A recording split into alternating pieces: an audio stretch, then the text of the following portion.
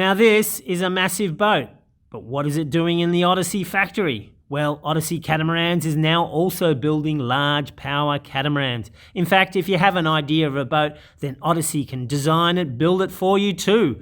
If you want more information, then send me an email to peter@elcanoworldchallenge.org. But hang on, it seems that this boat ends abruptly here. Does this make sense? Hang on, let's take a quick run to the other factory.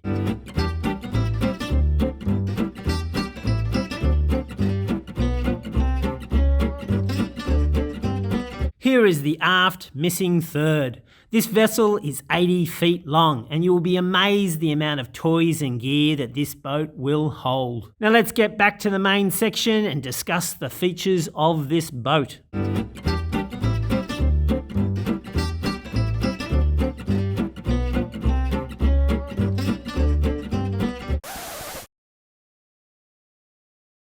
G'day good people, I got an email today from some group, organisation thing, and they want to advertise on my channel. They want me to advise you to get help so you can feel better.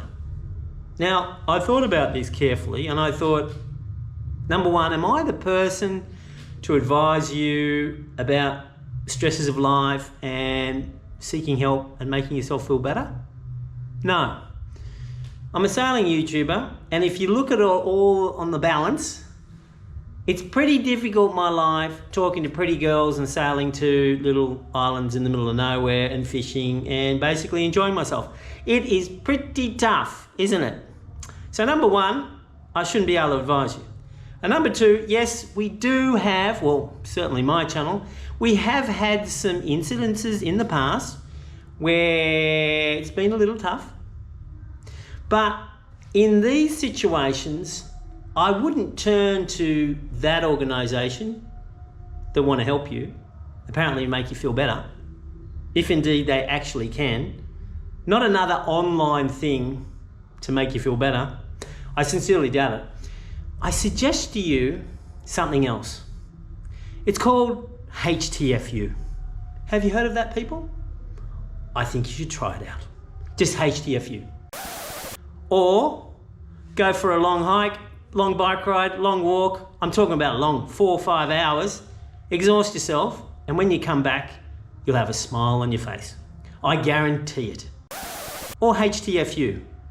About 4 billion of the world's population already use HTFU, and they get through fine. With respect to its construction, its keel is 12mm, bottom plate 6mm with decking, bulwark and chine varying between 4 and 8mm aluminium.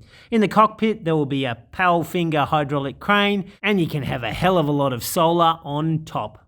Fully loaded it will be 100 tonnes, but target lightship is 70 tonnes and maximum speed of around 28 knots. The range of this will be minimum 3,000 nautical miles on diesel at less than 9 knots, and on electric, minimum range is 30 nautical miles at 3 knots. Incidentally, we are working with my Odisea 48 with a boat range of 60 nautical miles at 3.5 knots. Twin 1300 horsepower diesel V8 engines with 2 E-Motion 250 kilowatt electric motors and 2 900mm diameter propellers. There are a number of tanks, namely 20,000 litres of diesel, plus separate tanks for aviation fuel and gasoline. So why have we raised the boat and frame so high? Surely it could be lower for a convenient trailer to be fit underneath. Well, yes, but we have no ordinary trailer coming. So today's Monday, they did this on Sunday. I'm not even allowed in on Saturday, so there was no hope. So apparently what they did is they started from the bottom, they had 4 of these jacks. And guys were working synchronously and they just gradually raised it up. So that would have been actually kind of fun to watch. I know, speaking from an engineer's point of view. So it's really quite remarkable because this probably weighs, I don't know, I'm guessing 20 tonne, plus you got the structure. So I don't know, 25 tonne. That's a lot of tonnage for 4 little jacks and 4 little guys pumping away furiously. So why did they have to do all of it like this? Why couldn't they just build it in the other factory? Because there's plenty of room. Well, at the time that this got commissioned, there wasn't out of the factory. There was actually another contractor in there, so it was no good. So the only way they could think of, and this is where these guys are absolutely brilliant. I mean, these guys can absolutely do anything you want. So they thought of this, they'll build part here, then when the other factory got cleared, they could start building the last third because that's much less work. And they could get it all timed in. This build is only a bit more than a year, and would you believe it or not, it's not dictated by the actual amount of work that goes in the aluminium. It's dictated by the time it takes to get the engines built and brought over here. And my understanding is there's now a trailer that's going to come in underneath, and they're going to delicately do a 100-point turn, just like Austin Powers.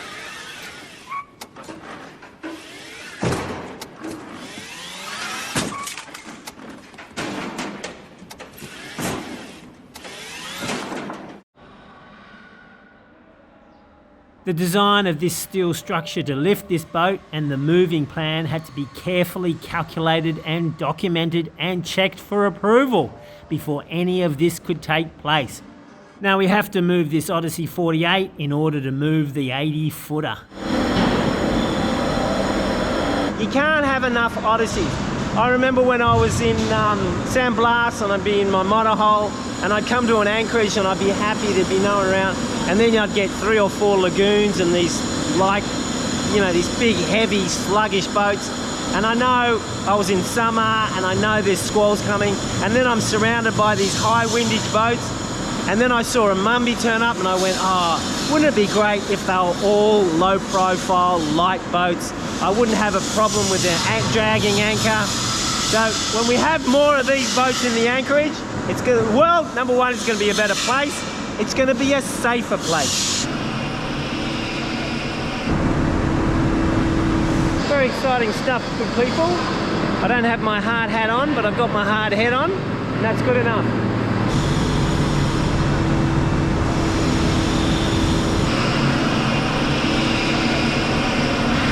Look at how sexy and smooth these hulls are. Tapered and compounded, just beautiful.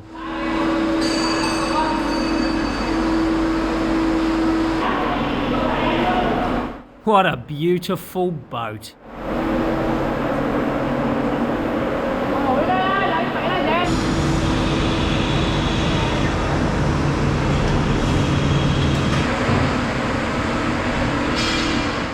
I've always wanted to be sandwiched between two beautiful boats, I mean.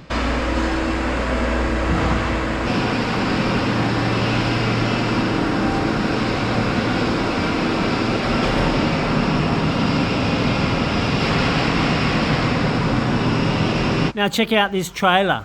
There's not going to be a 100-point turn with this. I've actually seen this trailer once before at the factory and it scared the shit. I mean, I'd stopped my bike and I was taking a picture of a boat loading or something like that, and then I got sidetracked with doing some texts, as I do, and thousands of texts, people. I get, well, I wouldn't say thousands, I would say hundreds of texts per day, emails, unbelievable. And I've got my headphones in playing, I don't know, some podcast or something, and I'm typing away, and out of the corner of my eye I see this trailer coming, not very fast, but still coming, and there's no one in the front cab.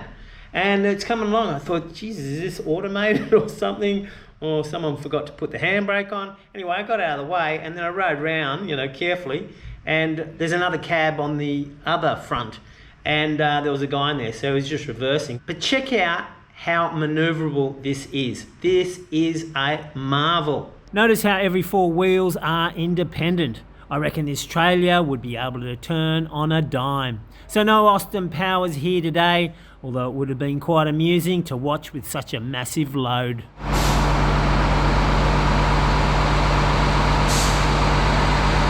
How manoeuvrable is that?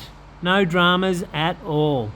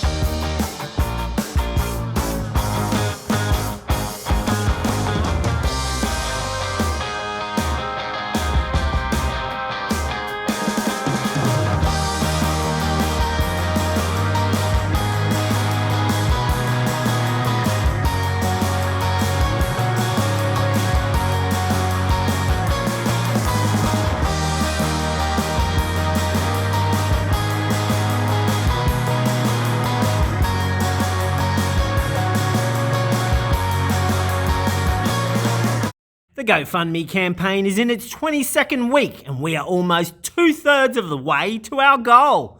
So who do we have on the column of heroes this week? We have Daniel Burkle for the first time and he goes straight up on the column of heroes. Go on, have a guess. Who is the most often named person so far on the GoFundMe campaign? That's right, Captain Asparagus for the 10th time. Hallelujah. We also have Mark Sutherland again for the 3rd time, who also has been a supporter of the channel back in our very dark times. Top stuff, guys. Now, who do we have drawn up on the boat? We have David Macaulay again, Richard Frank, Sailing Free Soul, what a lovely name, Neil Ross, Mitchell Davis for the 4th time, and Mick Wilson. Thank you guys for supporting the Elcano World Challenge. Now, I mentioned before the Power Catamaran has the option of having a helipad on top. Now, with a helipad comes a helicopter, of course, and if you've got a range of, say, 200 miles, in a dire emergency, like, if the espresso machine blows up, you can go and fly and get a coffee or something. Or more related to my channel, if the pineapples are running low, you can go and fly to a farm and pick up a few, and then you'll have a happy crew. Oh, Lisa, we miss you so much, but you sure gave me grief about pineapples. We're going to be down on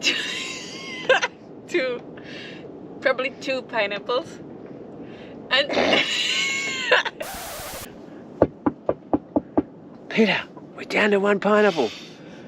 It's 1 a.m. I know, but I don't think you realise we're down to 1 pineapple.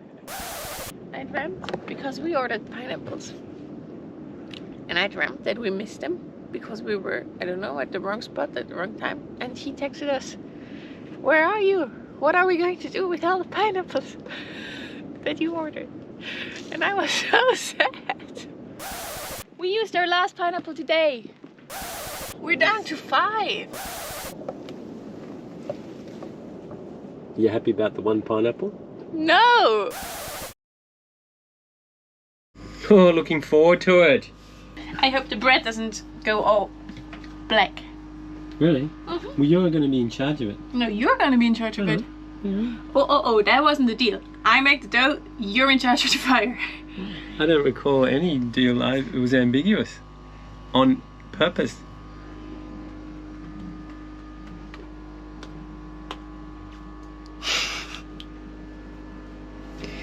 I made the deal.